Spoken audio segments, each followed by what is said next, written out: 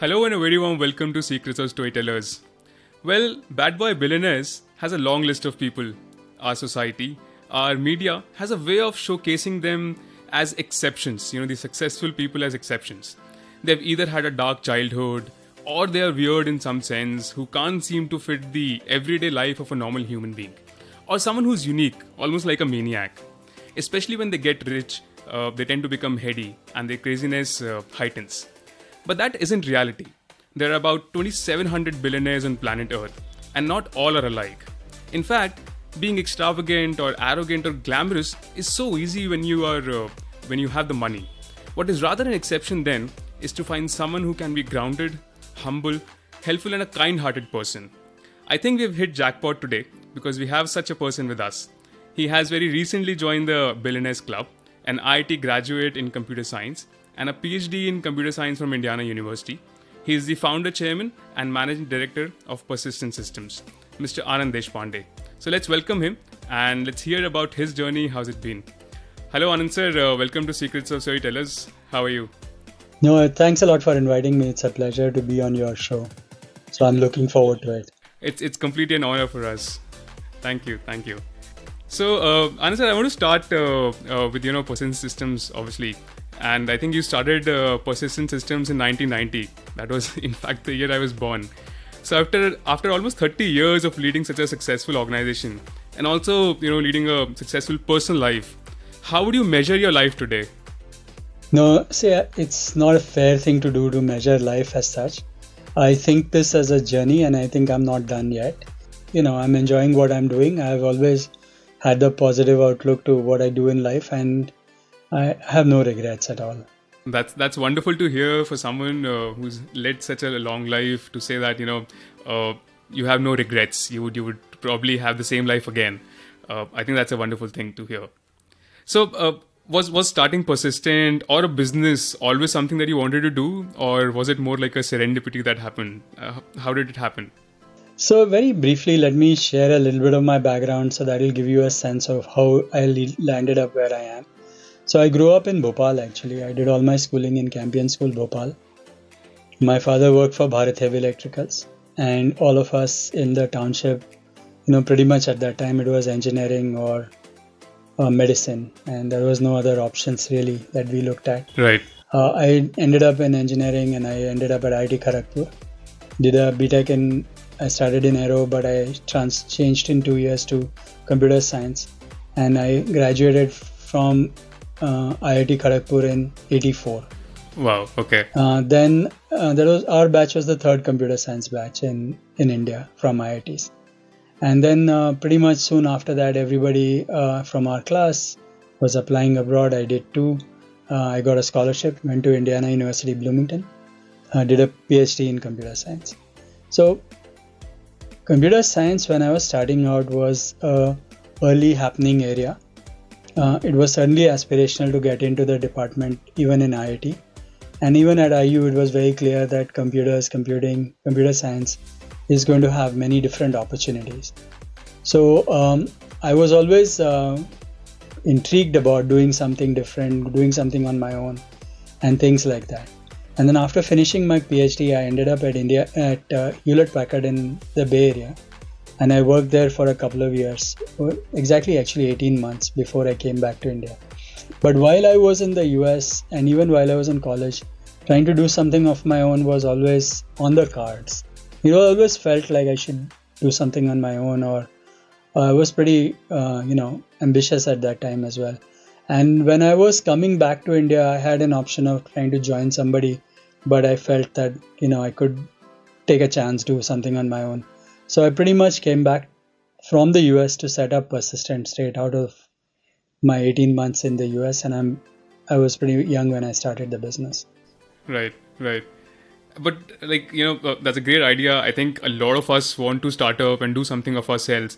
But what about the funding? What about the money that was required to start it? Did you borrow it? Did you loan it, or how was that? Yeah, so I didn't have much money. Okay. And in India at that time, money was very different numbers actually. Meaning, it's hard to imagine. See, 91 onwards, the whole concept of liberalization, all that stuff happened. Prior to that, most employees here, most people here did not get paid a whole lot of money. So I didn't come from a family which had a lot of money to support. But, I was trying to do a services business, and it was a business that I was starting out with very little cash in hand. So the whole idea was that how can I find customers who would pay for the work that we can do? And I had a few friends in the US who had run businesses before. So they shared ideas on how this can be done. And the idea was to try to build some interesting solutions out of India for customers in the US. And that's what I was trying to do in the early days. So I didn't need huge amounts of money. But I can share a story from my first financial loan or whatever. So I came back in October 1990 to start Persistent. And we realized that in our business plan, we needed to buy a couple of my Sun Microsystems machines. So that was the Unix machines that I wanted to have for our business, because that's what one of our customers was using, and we thought it'd be a good idea to get that. It was going to cost me about 7-8 lakh rupees in some sense, and I had estimated that we needed a loan of about 6.98 lakhs, so 7 lakh rupees.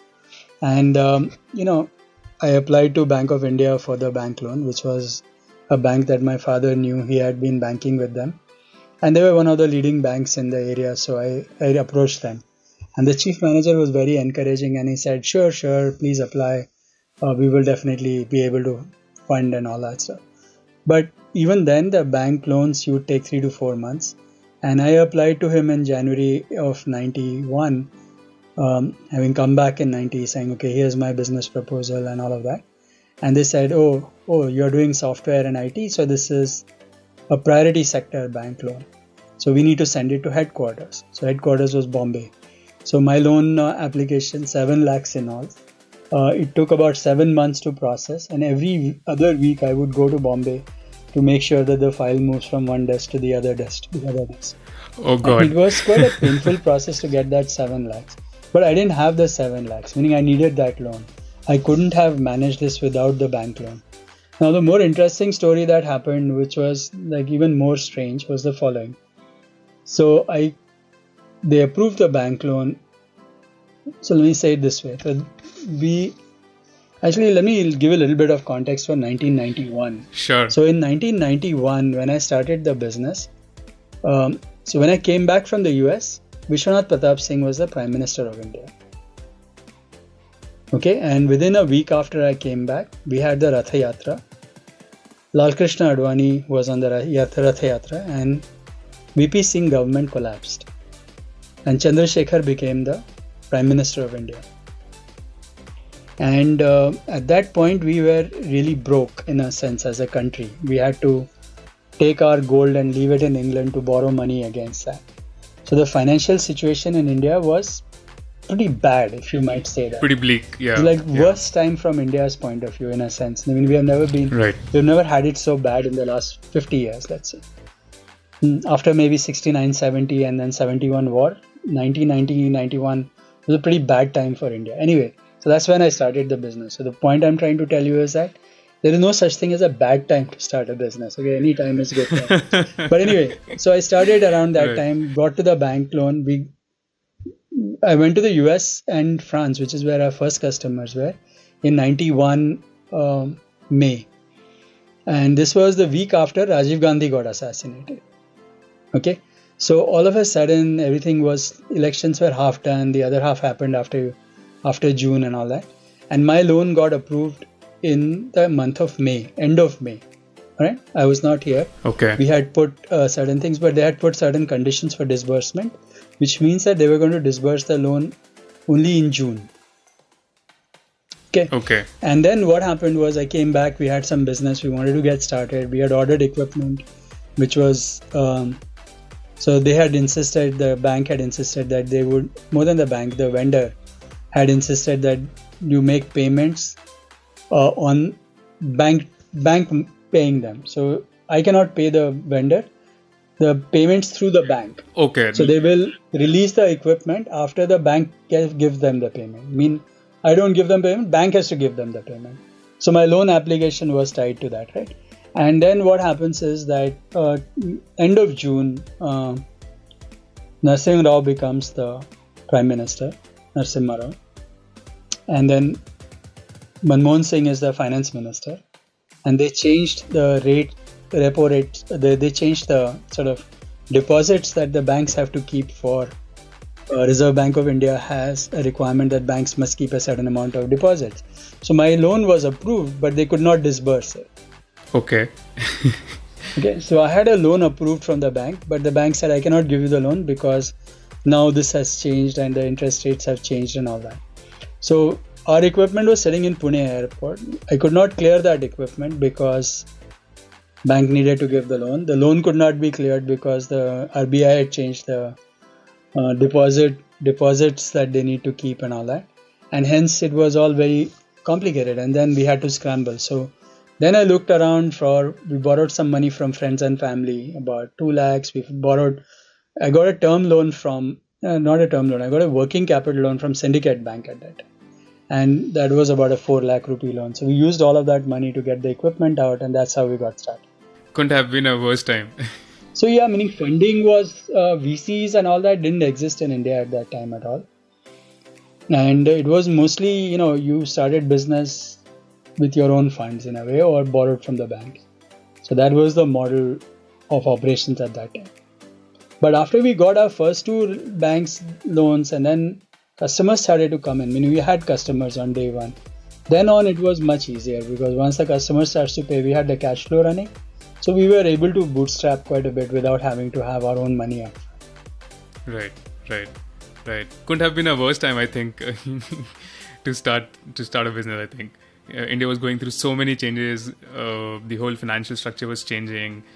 What Manmohan Singh did, and like you said, the whole political scenario was so unstable, I would say. Correct. But you know what? That also creates many interesting opportunities. You are at a crux of disruption. You're sitting with no risk, meaning what's the worst thing anyway? You are scrambling anyway. So it's a good time for entrepreneurs to get hungry, get pushing and all that. A lot of people think too much about macro climates when you're doing a startup. At the startup stage, a lot of these things don't matter a whole lot. What matters is, can you find your first few customers? And that I was pretty sure I had, and we started to move quite well in that context. But weren't you scared or weren't you nervous, or was it more like excitement when all this was happening? The loan was not getting cleared. Even though it got cleared, you couldn't process the payments to the vendors. How was your mindset back then? Well, it was certainly stressful, and it was also exciting. It was also, I was definitely nervous and all that. But I'd say risks were very limited in the sense that I had a PhD, I had a computer science degree. I knew I could always find a job at any time. But I knew I wasn't keen on doing that. I could do consulting if I wanted to. But again, I didn't do any of those things at that point. I was quite willing to fight it out. But it was tough, but it was always exciting. There was always a possibility. I could feel that the customers were very keen to work with us. I had 2 customers on day one when we started, and both of them very, very keen to start working already. And so, meaning it was always, I was very, determined, if you might want to say that. Right, great. And now that, Persistent had started, it had taken off, what was your dream that you had when you started Persistent? Where did you... See, it's like this. You don't dream big all on a day one on the same day. So you are always looking at small dreams, and as you get to that point or you get close to achieving it, then you put your next dream in process. So this is how it always works. So the way I look at business and growth in business is I find that it's a succession of S curves. Okay, so you do certain things, you see growth, you tend to flatten out.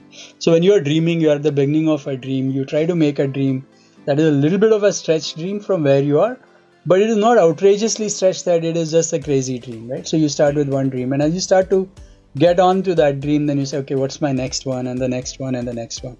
So you don't dream that one big thing. So very specifically, if you said, so we did $1 billion, we did 255 million last quarter, right? So we are on $1 billion run rate at Persistent. So if you had asked me in 1990, will you be ever $1 billion company? Are you thinking of $1 billion business? The answer was no, absolutely not, right? India at that time, the total business about India from software point of view was about $50 million of exports from India. Okay, so I was not dreaming to be $1 billion business or all that. So every first few years, it was okay. Can I survive? Can I make things made? Can I make a profitable business? Can I get from 0 to 10 people, 10 to 100 people? And it's a bit of, can I keep doing exciting work, and can I find work for all the people that we have? So it was more about bringing good people together, having fun together, and building something that's very exciting. And it was never a dollar dream that okay, we need to be thousands of people or whatever else. And most other companies in that time frame also were relatively small as compared to, of course, there were many times bigger than us at Persistent because we were 2, 3, 5 people, but they were not like 10,000 people companies in 1990. Even TCS wouldn't have been that big. Right, right. Recently, Persistent has given you the status of a billionaire. Was that when did that come on the list of goals? Now that you've told us that it Yeah, I was not obviously born at the thinking start. I'm going to be a billionaire. No, yeah, it's not like that. It just happened in the last 4 years. It's the last 2 years is when the stock run up happened. So I could see that, okay, my stock is worth more than $1 billion. But it's, the way I look at it is like this, right? So I own stock in Persistent that is worth more than $1 billion.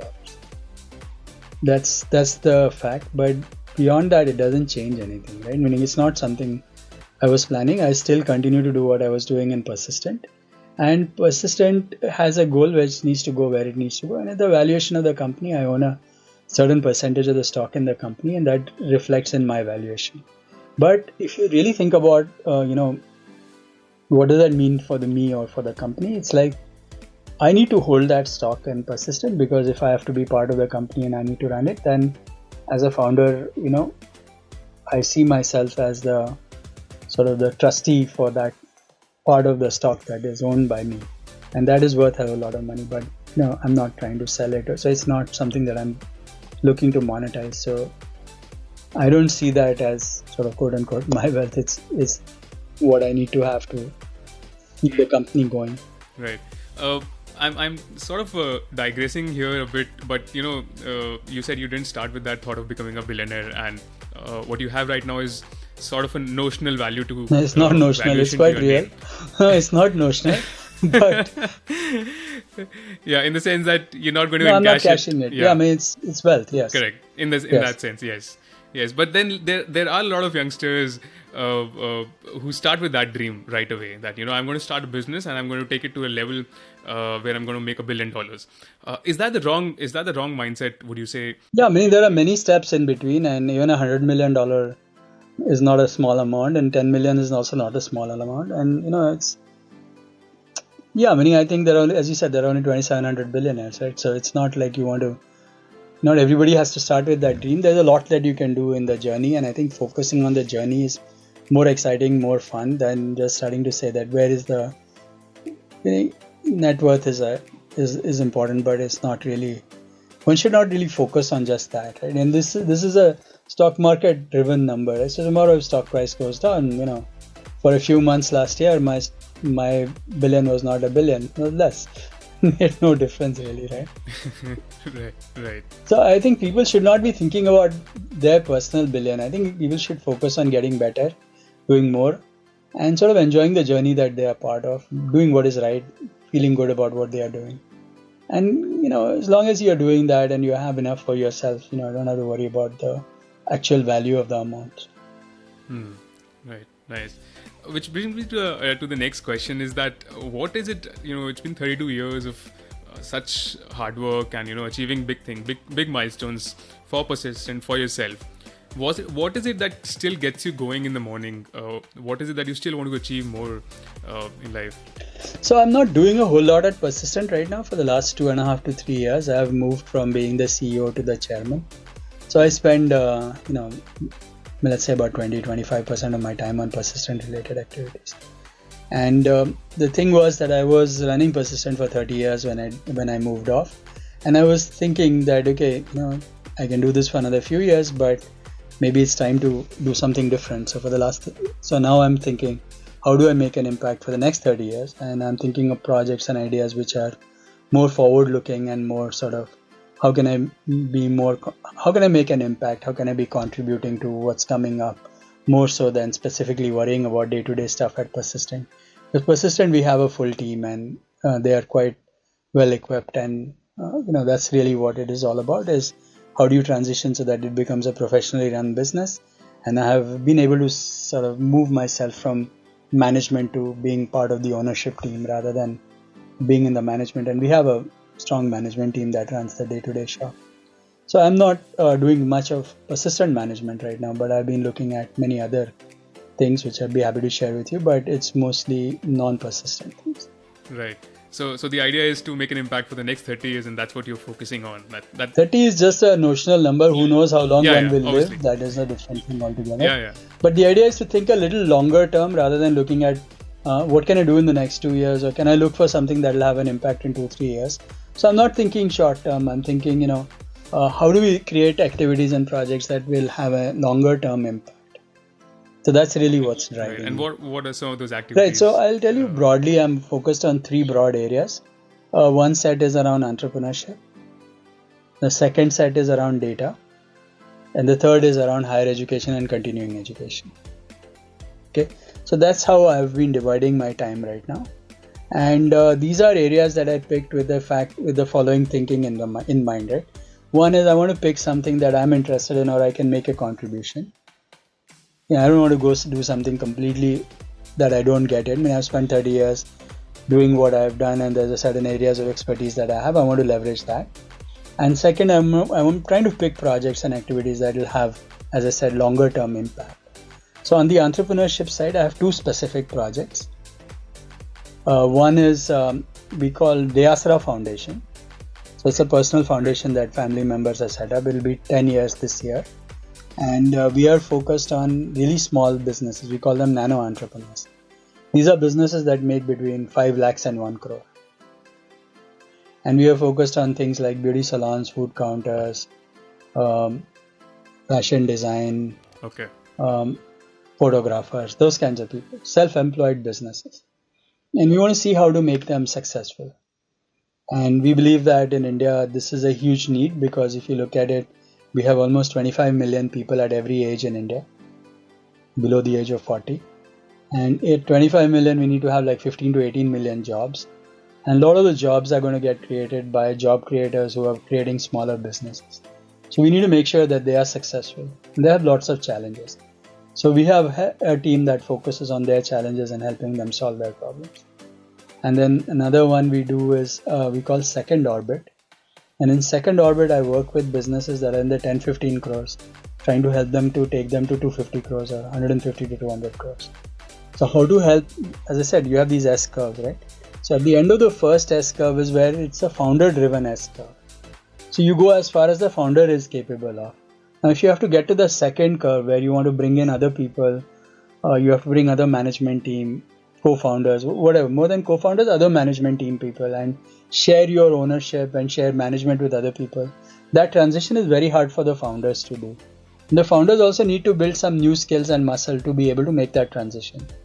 So our goal is to see how to help that transition happen. And that's what I'm focusing on. We call it Second Orbit. Right. So those are the 2 main projects that I work on in the, entrepreneurship bucket. On the data side, there are many things I'm working on, but I'll tell you a couple of them. So I'm very active in a foundation called the VLDB Foundation. So this is a very large database. This is an international group. We are focused on data related things at an international level. It's an academic group. So I'm part of that endowment. I'm a trustee on that. I'm doing 2 data projects in healthcare right now. One is we call ICGA Foundation. This is India Cancer Genome Atlas. And we are trying to build a data set for cancer data.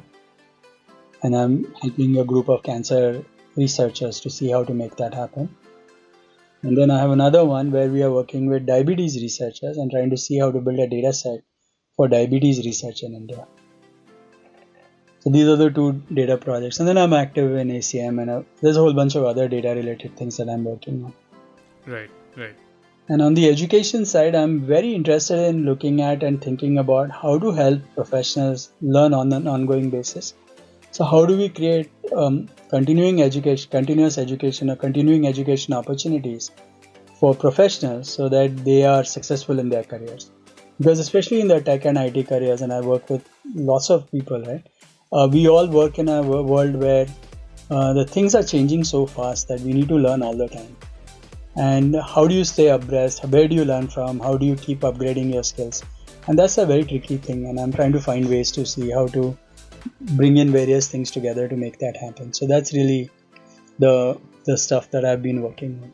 That's very interesting. The different projects that you're working on, and I think there's an underlying philosophy of making an impact clearly. So that's wonderful to hear.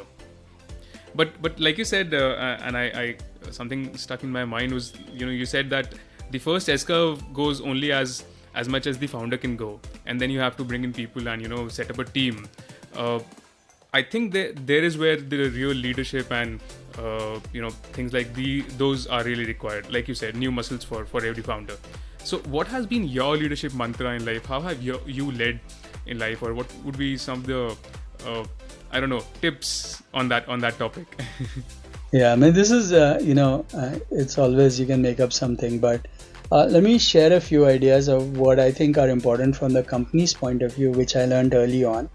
So I'm trying to say that if somebody is a founder or entrepreneur in the company, what are things I should be thinking about, right? So in that context, with that lens, I'll tell you a few ideas. So one important thing was in 96, 97, I transitioned from my company to our company. And that to me was a very major transition for me personally. It changed how I thought about business and how business thought about me and how we grew because of that transition. And I find that a lot of people I work with in the first orbit think that there's very little differentiation between them and the company. It's too tightly connected.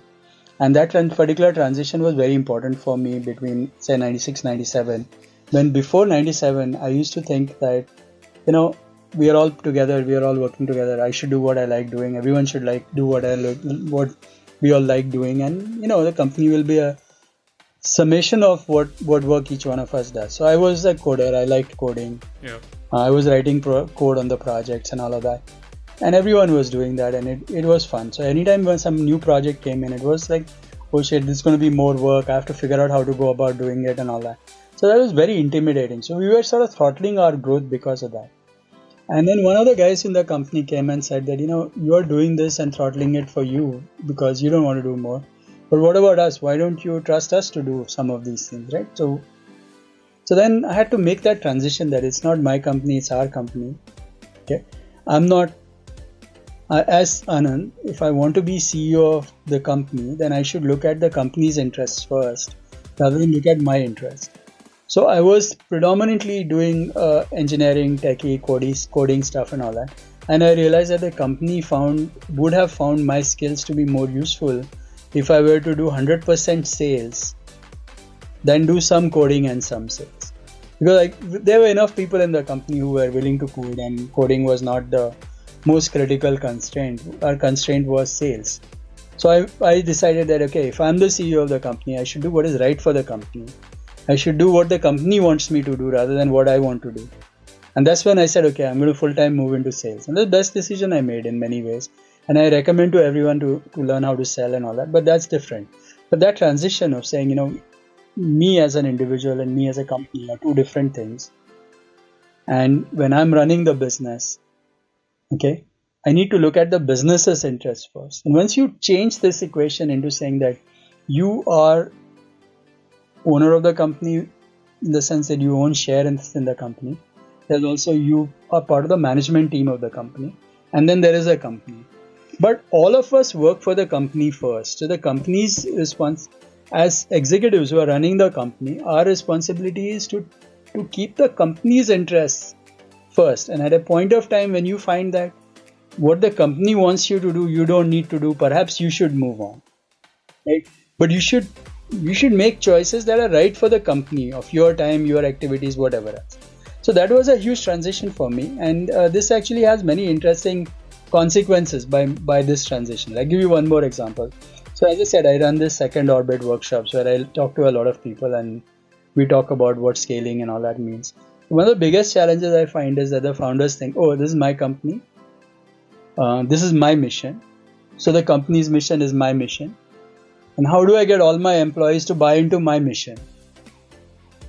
It's not like that, right? It should actually be, here's the company, I work for the company has a mission, all people who work in the company also work for the company's mission. And the company's mission is made by people who work for the company, including me, but not just my mission. Right? So once you start to separate out who you are from the company, that transition, right, makes a huge difference in terms of how you want to look at yourself and the business and how you want to think about scaling and all that. The company needs to scale. Hence, I should scale in that direction as well if I want to be the CEO of the company. If I don't want to scale, you can't stop the company. In this case, find somebody else to be the CEO, right? So a lot of these decisions get tied and anchored around this fact that, there's a company which has an independent existence, and the company's CEO must think about the future of the company and not personal future. And once you sort of get that orientation right, then it makes life very simple. And as I said, when I made that transition from CEO role, I realized that I had done the same thing for 30 years. I was sort of looking at it and say, I could keep doing it. But perhaps the company can do better if I sort of step down, find another CEO, and I sort of remain, but it's a very different, once you put the company as the center of the activities for what you are trying to do as an entrepreneur, very different from you in the center of the company, in the company around you, right? And that transition was very important, I thought. Right. That's so wonderful to hear and very interesting. I think the whole concept of making that switch whenever you feel that, there's something else that's becoming a constraint in the growth of the company probably is wonderful. Right. So I want to ask this question from you, and I want to understand this. I think health sciences has done wonders, which has consistently increased the average life expectancy. But I don't think the same can be said for management sciences. The average age of companies sadly has been only reducing day by day. What would you say is the reason behind this phenomena? I think you're asking the wrong set of issues here, in a sense that I think it's not about management science alone. See, reality is why are companies not the thing is the rate of change, disruption that is happening because the environment is very significant and is growing exponentially. There are lots of changes happening on at an exponential level. This was not the case 100 years back, 10 years back, 25 years back, 50 years back. Now in the last 25, 30 years, the rate of change has sort of become very exponential. So for companies to keep pace with these kinds of things has become harder and harder. Okay. And that is part of the reason why, and also a large number of companies are happening. So if you draw averages and you say, what is the total number of companies that have survived? The numbers have come down for sure, meaning the life of companies has come down. But it is not just a problem with management science. And I think not necessarily that better management is necessary for companies to survive. On the other hand, people are becoming more creative about saying that, okay, fine, I had a mission, I completed the mission. At the end of the mission, I exit the company, meaning sell the company to somebody, right? And then you can move on, company can move on to something else, and somebody else who is better prepared for running the second orbit or third orbit or the fourth orbit can continue to run the company. So a lot of the exits that we see in the market today are not necessarily failures. They are actually exits which sort of relate to the better efficiency of this whole ecosystem, right? Meaning smaller companies now have an opportunity to get acquired. You don't need to keep dragging the company. At a certain point, you can take an exit and keep moving on and go start another company if you need to. So a lot of the exits are not exactly, meaning when you say life of the company is short, meaning, oh wow, companies are dying very soon. It's not like companies are dying in a bad way, right? I mean, a lot of companies are, their life is ending because they get bought by someone, but that's actually not a negative event in some sense. Okay, so you're saying probably management is not the reason why if companies are failing, first of all, maybe that is also a wrong. No, but companies failing is different from life of companies, right? Meaning companies have short life these days because a lot of companies are getting bought and sold. Right. So if you look at a startup founder, most of the startup founders, they want to build a business for a few years, and that there's a problem they solve, it's a mission, they go after it, they get to a certain scale. Now, when they want to launch it to the next level, instead of doing it themselves, they feel it's better to go start a new one. So they want to sell this business off and come to the new one. I see that as a success of management rather than, yes, the company may have ended because they have moved into some other company, but I don't think that's a failure. So attributing failure to the fact that companies have shorter life is not correct. Yes, they have shorter life. Yeah, so what? But these startups for that shorter life have not really made money, right? No, there is all kinds. Let's not generalize. Some make money, some don't. But if they have created value, let's focus on that. If somebody is buying them, then they have created value that someone found useful enough to buy, right? Right. Or maybe to kill the competition. I don't know. Yeah, but there's value, right? Right. Great. So, okay, I buy your point. But yes, I'm concerned about the way in which these startups or probably the companies of the new age are going for the individual and for the society at large as well. There are some signs that I am concerned about, but I think you have a different opinion about it. Right. So what I'm saying is that, you should not generalize in these kinds of things. I think every startup has their own journey. Right. Every startup is a learning opportunity. And as in life, when companies get consumed by somebody else, they help someone else also. So I think it's the ecosystem play that you have to look at. Right. And what I can say, especially with the India context right now, you will find that we are making some tremendous progress in the whole startup innovation ecosystem as we talk about. Because if you looked at when I started, say 1990, 95, 2000, 2005, 15, 10, whatever, and you look at the next 5 years, I think you will find that every 5 years, the quality of startups, the quality of entrepreneurs, the quality of the ecosystem, the ambition and the aspiration of startup founders to take on bigger and more interesting problems or more complex problem with global appeal has gone up. Right. And it's very hard to say, okay, startups are this and that. It's a function of the ecosystem.